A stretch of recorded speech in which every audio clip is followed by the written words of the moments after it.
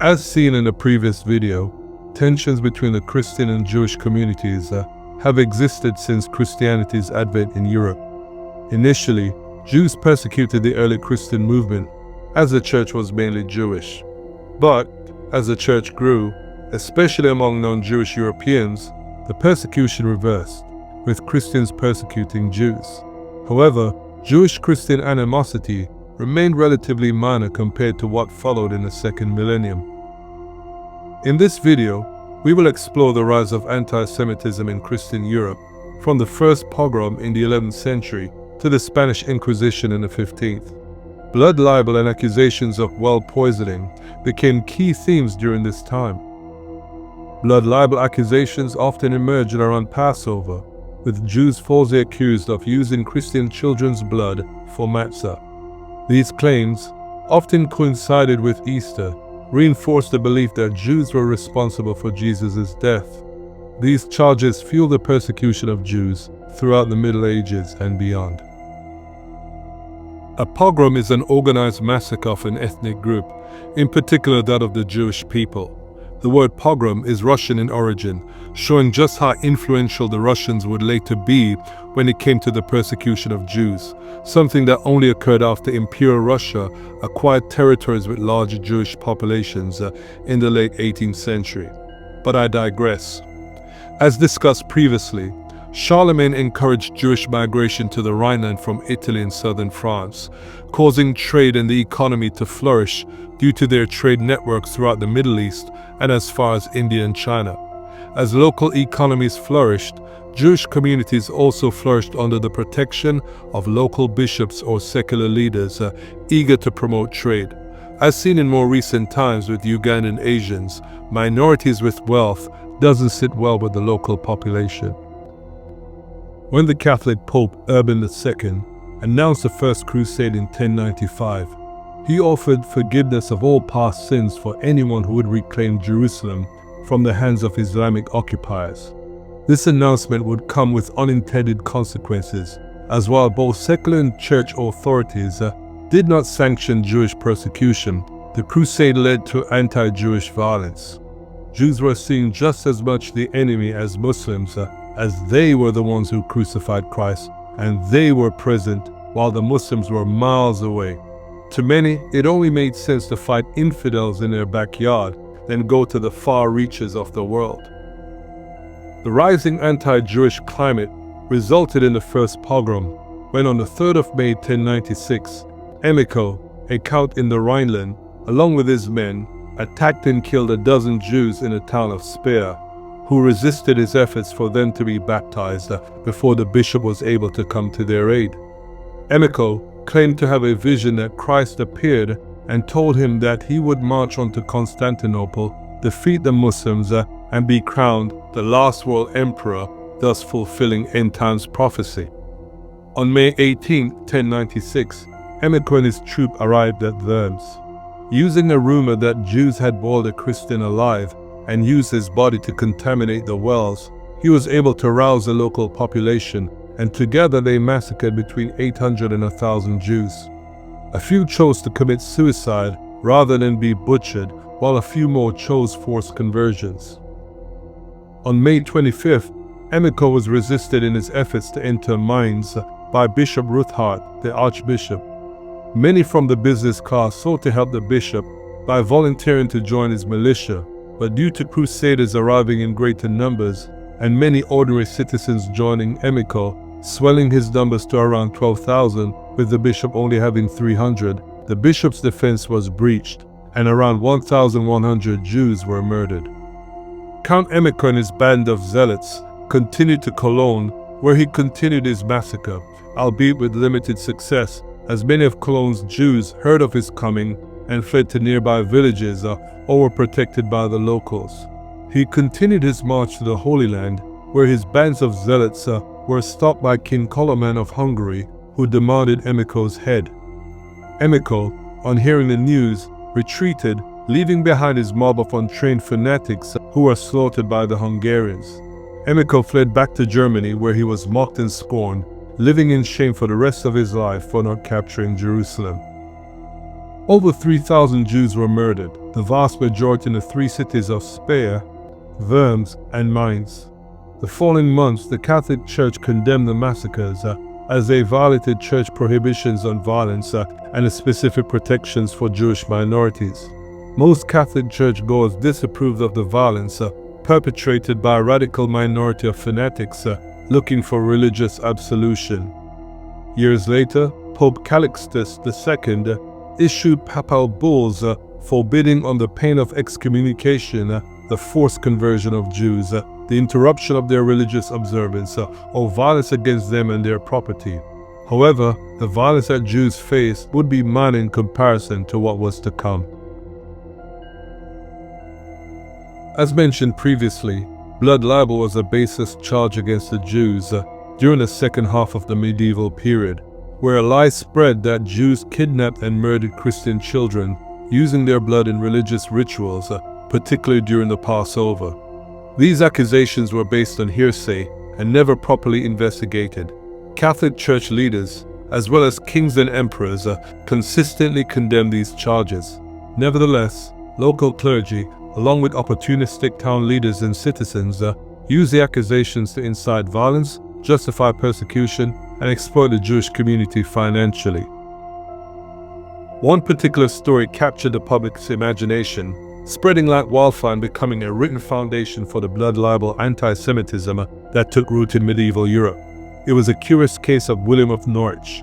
William was a 12-year-old apprentice tanner in Norwich, found stabbed to death in the surrounding woods in 1144. His death remained a mystery for years. A Benedictine monk named Thomas of Monmouth, residing in the Cathedral Priory in Norwich, heard about William's unusual death. He claimed to have interviewed witnesses who told him that William had been promised a job in an archdeacon's kitchen by a strange man. William's mother had consented to this and received a payment of 3 shillings. William was last seen alive entering the house of an eminent Jewish banker with this strange man on the Tuesday before Good Friday. According to Thomas, William was kidnapped, tortured, and murdered in a ritual imitating the crucifixion and mocking Christianity. Thomas, in his book, The Life and Passion of St. William of Norwich, wrote, "Having shaved his head, they stabbed it with countless thorn points, and made the blood come horribly from the wounds they made. Some of those present adjudged him to be affixed on the cross in mockery of the Lord's Passion." He added that William's body was found on Holy Saturday, the day after Good Friday, by a nun. Thomas also claimed that, according to Theobald of Cambridge, a Jew who converted to Catholicism, William's murder was human sacrifice. Theobald alleged that Jews are required to kill a Christian every Good Friday for 2 reasons: to eventually return to Israel in the era of the Messiah, and to punish Jesus for Jewish persecutions by his followers. Thomas further asserted that William, as a Christian martyr, could perform miracles including healing the sick and punishing the unfaithful, which was total nonsense. Although no large-scale deaths, arrests, looting, or forced conversions of Jews occurred at this time, the case of William of Norwich was the first documented instance of blood libel in Europe. Thomas of Monmouth's writings played a major role in spreading anti-Semitism, which soon spread not only throughout Norwich but across Britain and Europe. This raises an important question. How did such a dangerous accusation take root, not just in Norwich but across England? Why did people come to believe that Jews were not only capable of murder, but committing human sacrifice and desecrating the crucifixion of Christ? The answer is this. The spread of anti-Semitism was driven by existing tensions in England. The Jewish community in Norwich was relatively new, having arrived from Normandy in France only 9 years earlier, or from a recent London settlement. They spoke French and were closely connected to the new Norman rulers of England who had taken power in 1066 when William the Conqueror defeated King Harold II. This connection heightened tensions between the native Anglo-Saxons and their Norman overlords, further intensifying anti-Semitism. Hatred for the Normans spilled over to their allies, the foreign French-speaking Jews, with their strange customs, who remained aloof from the general population. Lies, especially those fueled by racial and religious hatred, spread like a virus. The first recorded instance of blood libel outside of England occurred in Blois, France in 1171. The entire Jewish community was accused of a heinous crime, leading to the brutal execution of approximately 33 Jews, half of which were women, who were burned to death on May 29th of that year. The Blois massacre marked a significant turning point in anti-Semitism, shifting from religious anti-Judaism to more intense and irrational hatred of Jews. What made the Blois case particularly alarming is that there was no evidence any crime was ever committed. The incident began on March 25, 1171, just 3 days before Easter, when a Catholic servant encountered a Jewish man named Isaac ben Eliezer by the Loire River in Blois, a small town in north-central France. Isaac was carrying 10 hides he had purchased, and one of the hides fell into the river, startling the servant's horse. Upon returning home, the servant claimed he saw a Jew disposing of a child's body in the river. This unfounded accusation was eagerly received by those already inclined to believe the worst about the Jews. The local ruler, Theobald V, the Count of Blois, also known as Theobald the Good and a grandson of William the Conqueror, ordered the arrest of all the Jews in Blois. Seeking proof, he tested the witness with a trial by ordeal. The servant was placed in a boat on the river, and it was filled with water. When the boat did not sink, it was taken as proof he was telling the truth. Theobald, instead of seeking justice, hoped for a ransom, but when negotiations fell through, on May 26, 1171, the 33 Jews were locked inside of a house, which was set on fire and burned to the ground. Pulselina, a wealthy Jewish woman and successful moneylender to Theobald, was also burned alive with her daughters. Due to her influence over the Count, she was suspected of being his love interest, and Theobald's wife and the town's nobles resented her power. The accusations against the Jews provided an opportunity to eliminate her and seize her assets. A few children were granted clemency if they agreed to convert to Catholicism, and some adults were sentenced to prison. This day has since been recognized by Jews as the 20th of Sivan, a historic Jewish fast day. Jews in England, much like their ancestors in Egypt, were metaphorically forced to make brick without straw. From the time they were invited to England by William the Conqueror in 1066, legal and social restrictions pushed them into money lending. The church forbade Catholics from charging usury or interest on loan, which created an economic gap that Jews, not bound by this prohibition, could fill. In many respects, Jews were forced into this role since they were barred from owning land and joining most guilds, leaving few ways to participate in the economy. During Henry III's reign, that's between 1216 and 1272, the Jewish population was heavily taxed. Henry faced financial strain from costly military campaigns, maintaining his royal court, and ambitious projects like Westminster Abbey. He saw the Jews as a reliable source of income. Consequently, Jewish moneylenders had to be strict with their debtors, giving no leeway in order to ensure repayment, or else the debts would be sold to the upper classes, who seized property as collateral. This led to the Jews becoming even more alienated and resented by the general population. It was during Henry's reign in 1255 that 9-year-old Hugh of Lincoln disappeared. After playing with friends, Hugh failed to return home. Days later, his mother heard that he had been playing with Jewish boys near the home of a Jew named Coppin. Hugh's body was found in a well, and Coppin was arrested. John of Lexington, present at the body's discovery, convinced Coppin to confess by offering protection from torture and execution. Coppin allegedly admitted to his involvement, describing the scourging, disembowelment, crowning with thorns, and crucifixion of the boy. He also implicated the Jewish community, claiming that nearly all the Jews of England consented to the boy's death. Word spread quickly that Hugh had been killed in a Jewish ritual mimicking Christ's crucifixion. Hugh's vanishing coincided with a prominent Jewish wedding in Lincoln, drawing Jews from across the country. The joyful occasion turned tragic as 19 were arrested and charged with ritual murder, later being imprisoned in the Tower of London. 18 were hanged and 1 was pardoned by King Henry III. Benedictine monk Matthew of Paris wrote these words, quote, After locking him away in a remote room and feeding him milk and food for children, they summoned Jews from all over England, claiming they would crucify a boy. Many Jews gathered in Lincoln and, selecting a local Jewish judge in place of Pilate, tortured the boy. They beat him, crowned him with thorns, mocked and spat on him, pierced him with a wooden knife, made him drink gall, and hurled insults, calling him Jesus, a false prophet. Surrounded by tormentors, they crucified him and pierced his heart with a spear." End quote. The blood libel became so embedded in medieval English culture that it even found its way into Geoffrey Chaucer's works. In the Canterbury Tales, written between 1837 and 1400, the Prioress's Tale recounts the story of a Christian boy murdered by Jews for merely singing a hymn while passing through their neighborhood. To solidify the connection between this myth and the case of little St. Hugh, the prioress concludes her tale, quote, "O you young Hugh of Lincoln, slain also by cursed Jews, as it is well known to all, since it was but a little while ago, pray you for us, sinful and weak, who call that of his mercy, God will still let fall something of grace and mercy multiply, for dignity of his mother dear on high. Amen." End quote. I want to contrast the so-called little St. Hugh of Lincoln with the real St. Hugh of Lincoln, 1135 to 1200.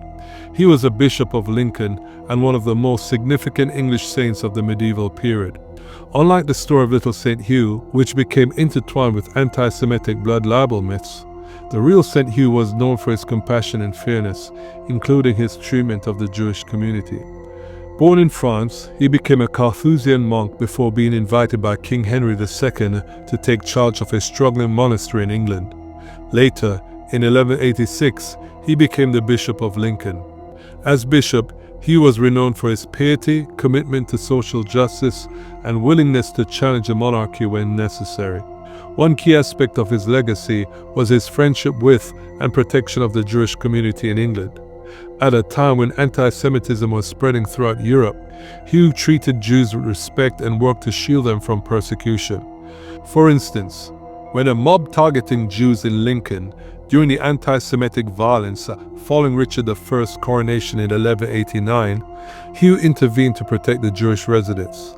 Unlike many leaders of his time, Hugh's actions were marked by genuine concern for the Jewish community, and his defense of them stood in stark contrast to the attitudes that later fueled the infamous blood libel accusations. The lasting impact of little St. Hugh's story highlights the devastating consequence of the blood libel. This persistent myth spread like a plague across Europe, leading to the persecution and deaths of countless innocent Jews. The power of this myth was so enduring that even into the 20th century, a well in Lincoln's former Jewish quarter was still promoted as a site where Hugh's body had been found, transforming into a tourist attraction based on a false legend. The Black Death was one of the most devastating pandemics in human history. It originated in Inner Asia, but rapidly spread westward, killing an estimated 20 million people in Europe, nearly one-third of the continent's population. As panic and confusion spread, people sought explanations for the catastrophe, and in many regions, Jews became convenient scapegoats. Though the plague was transmitted by fleas carried by rats, medieval Europeans, lacking scientific knowledge, turned to pre-existing prejudices to explain the crisis. As a result, Jews were accused of poisoning wells and deliberately spreading the disease, accusations that built on deep-seated anti-Semitism already present in Europe. This suspicion fed into the blood libel myth, which falsely accused Jews of murdering Christian children for ritual purposes. By the time the Black Death struck, these libels had already been circulating for centuries. The accusations of well poisoning mirrored earlier claims of Jewish malevolence, portraying Jews as malicious agents intent on destroying Christian society. In this climate of fear, the terror of the plague provided fertile ground for such rumors to flourish, and Jews were quickly blamed. Particularly in the regions such as Germany, Switzerland, and France. As plague deaths surged, so did the hysteria, and entire Jewish communities were accused of conspiring to kill Christians by poisoning the water supply. Torture was frequently employed to force confessions, and under extreme duress, many Jews confessed to well poisoning and other fabricated crimes. These coarse confessions only served to fuel the rumors, and violent mobs often took justice in their own hands, attacking Jewish settlements across Europe. In Strasbourg, the situation worsened due to a power struggle. The town council, led by the city rulers, initially sought to protect the Jews, recognizing that the plague affected all residents, regardless of religion.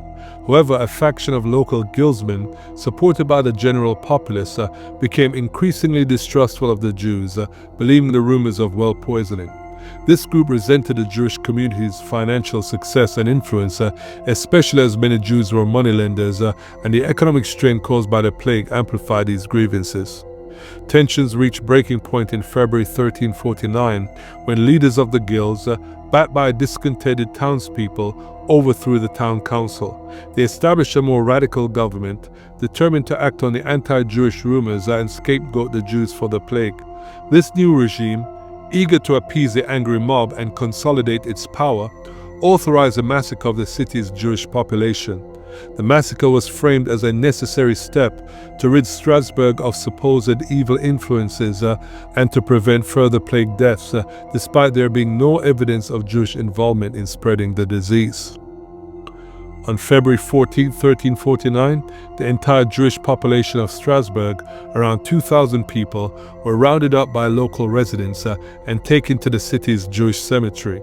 There, without any formal trial or evidence, they were forced into a large wooden structure and burned alive.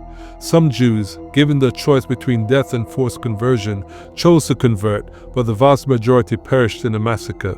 The Strasbourg massacre was one of the largest and most brutal attacks on Jews during the Black Death. It is important to recognize that the massacre was not solely fueled by the fear of the plague, but also underlying social and economic tensions. The instability caused by the Black Death provided an opportunity for groups already harboring resentment towards Jews to exploit the situations for their own purposes, resulting in one of the deadliest pogroms in the medieval period. Although some authorities, including Pope Clement VI, attempted to defend the Jews, their efforts were largely ineffective. In 1348, Clement issued 2 papal bulls, condemning the persecution of Jews, stressing that they were not responsible for the plague. He noted that the disease was also affecting areas with no Jewish populations, thereby refuting the idea of a Jewish conspiracy. Despite this, the papal decrees had little impact. Local leaders often ignored or defied the Pope's authority, and the Church's attempt to protect Jews varied widely across different regions. The accusations of well poisoning and the massacres during the Black Death marked a grim episode in the history of European anti-Semitism. The Blood Libel myth, combined with the hysteria surrounding the plague, set a dangerous precedent for the future outbreaks of violence against Jews. The scapegoating of Jews during this time cemented their status as outsiders in European society, leading to centuries of persecutions, including expulsions, forced conversions, and later genocide. The events of the Black Plague during 1347 to 1351 shows how fear and ignorance could be manipulated to justify cruelty and violence against a marginalized group with harmful consequences. In closing, it is a gross injustice to dismiss Thomas of Monmouth and Matthew of Paris as mere fantasists or men with a wild imagination. They were liars of demonic proportions, responsible for spreading an idea that still has repercussions today. There are still those who believe in the blood libel against Jews. In the Middle East, in countries like Egypt and Iran, newspapers and television programs continue to propagate variations of the blood libel myth.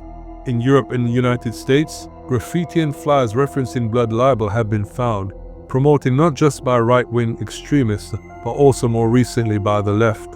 Although Thomas of Monmouth and Matthew of Paris may have been forgotten, the lie they perpetuated still lives on.